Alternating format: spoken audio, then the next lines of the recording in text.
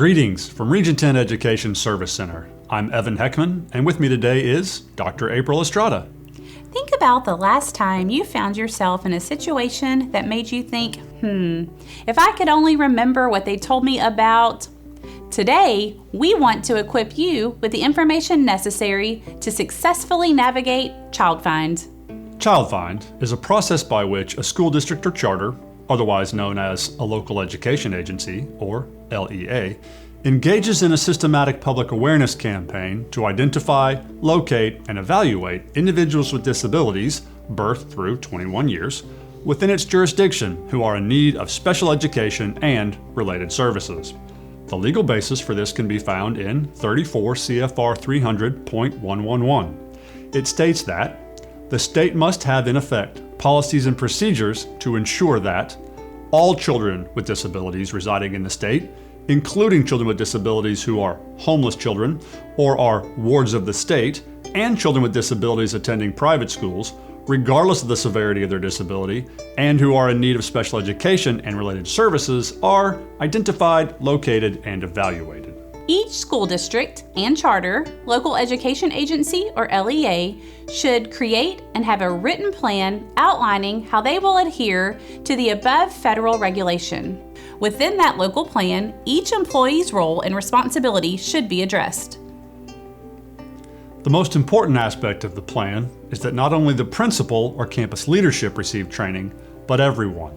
Teachers, cafeteria workers, paraprofessionals, everyone needs to be trained. Campus principals should assure that ChildFind orientation, training, and procedural overview have been completed by all. Utilizing a checklist like this one will help you ensure that all have completed the training and overview. Knowing the answer to questions such as these will help facilitate the ChildFind process. Where is the local written plan? Who is aware of the written plan? And where is it located? Making more people aware of the accurate information will help facilitate an effective implementation of the ChildFind process. Each school year, the LEA must provide a written explanation to the parent of each student enrolled in the LEA of the options and requirements for providing assistance to students who have learning difficulties or who may need special education. While this information is required, it does not have to be mailed home in separate letters to each individual student's home. It could be placed in a handbook or on an accessible website. ChildFind is a continuous and ongoing process. It does not stop at the initial evaluation or at the beginning of a new school year. There should be an active process that continues throughout the school year. As with all good practices, a periodic review and adjustment may be necessary to its continued success and efficiency. As a part of the ChildFind process, there are several timelines that must be followed. We will give you some specific examples later in this video. Here is a diagram of what those timelines look like. A link for this information is included at the end of the video.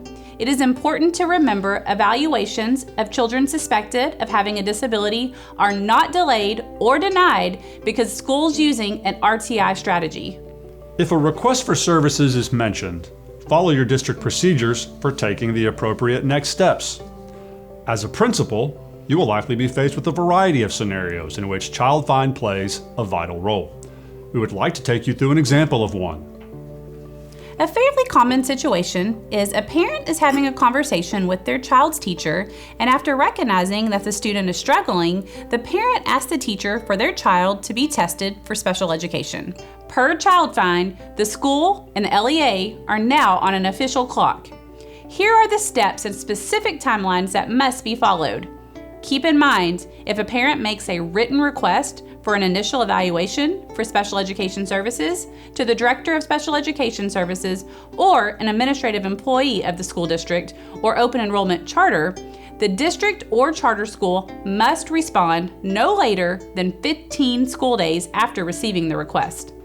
Please note that a request for a special education evaluation may be made verbally and does not need to be in writing. While a verbal request does not require the district or charter school to respond within the 15 school day timeline, it is best practice to treat a verbal request like you would handle a written request. The LEA now has 15 school days to respond to the parent or legal guardian making the request. A response, as outlined in the law, is either notice and consent to evaluate or refusal to provide initial evaluation via a prior written notice. If the LEA chooses to give notice and consent, accompanied by procedural safeguards in the native language, once the LEA receives signed, dated consent from the parent or legal guardian, the full individual evaluation must be completed and the report written within 45 school days. Once the report is dated, the LEA now has 30 calendar days to hold a meeting to discuss the findings of the evaluation. If the LEA chooses to provide a prior written notice, refusing to provide an initial evaluation, procedural safeguards must also be provided. Another situation that often happens is a student arrives at your campus from another country. Several weeks into the school year, during a conversation with his counselor, the student shares he is concerned about his twin sister who is at home and has some physical concerns.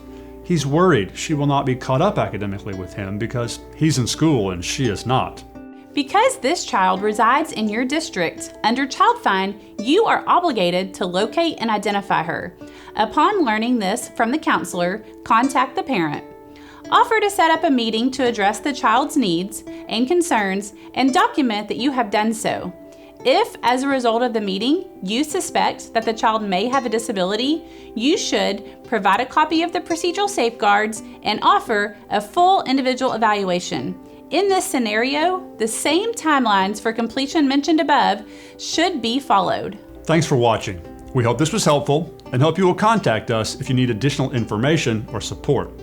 For information on topics such as timelines, training, and procedural overview, the checklist in this video and other supporting documents, including links to Region 10's Child Find website and resources, please see the Resources tab at the top of this webpage. And as always, we recommend consulting your district special education director.